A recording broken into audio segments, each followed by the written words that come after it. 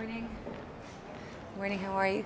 Very pleased to be here in Luxembourg this morning with a busy agenda. We've just come from the Intergovernmental Conference with Albania, who we wish to congratulate on the progress that they have made, but particularly in their very ambitious justice reform programme, which is fantastic to see. And of course, Albania remains so closely aligned to the EU's CFSP, and we congratulate them on their progress today. And it is a monumental day for them, but I think also for the European Union as we continue to bring those countries of the Western Balkan into the European family. European family will not be complete until the Western Balkans are part of the European Union.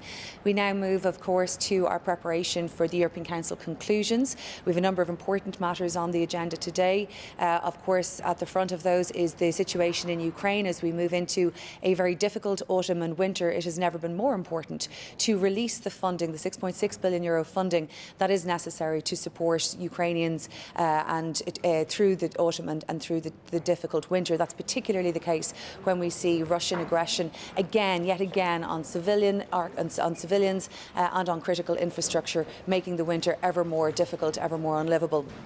We also have important conclusions to discuss in relation to the Middle East.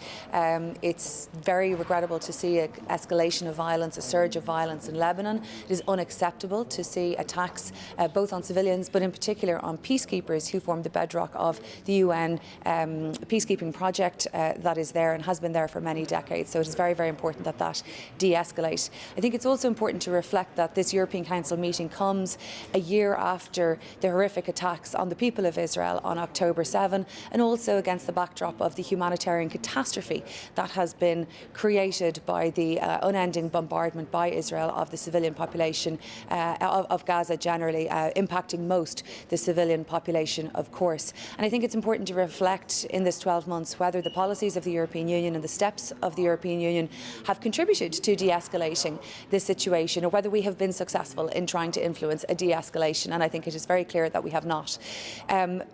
Ireland and Spain have consistently argued that we should be looking at all of the levers that are available to the European Union to try to encourage de-escalation. I think it is important to note the judgment of the International Court of Justice of the 19th of July, which makes it very clear that the settlements and the activity in the West Bank does amount to annexation, and we have to reflect on the significance of that judgment. I note the comments of Joseph Borrell yesterday, where he reflects that this is a matter for member states to reflect on what are the legalities in relation to it. Certainly Ireland is doing that, and the Taoiseach and the Taoiseach will be receiving detailed legal advice on the implications of the IC judgment for what we believe is possible within the EU-Israel trade agreement, and obviously the human rights clauses within that. But I do think it's important that other countries also have a similar reflection, because of course the ICJ is the bedrock of our international justice system, and we are committed as Europeans to the rule of law. We are committed to multilateral institutions, and I think it's important that we all reflect on the implications of such a significant judgment and whether the policies that we have are continuing to entrench or not further economic activity in areas that the ICJ has said have been subject to annexation. I think it's also important to reflect the joint declaration that we have today on combating antisemitism across Europe, because these things are not in any sense incompatible, and it is very, very important that across Europe we are clearly distinguishing between the actions of the Israeli government, which we believe to be unlawful, and the Israeli people generally and Jewish people generally across Europe. And it is important, I think, that member states are coming together to make that statement today. It shouldn't be necessary, but I believe it is, and it's important that we are doing that. I think it's also, of particular interest to Ireland, and of particular interest, I know, to the European Union, particularly after Foreign Secretary David Lammy's appearance at the FAC yesterday, at the Foreign Affairs Council yesterday, to note that there will be, a reflection on that in the conclusions. It is very, very important, as I know the UK are aware, that the Windsor framework and that the TCA are implemented in full.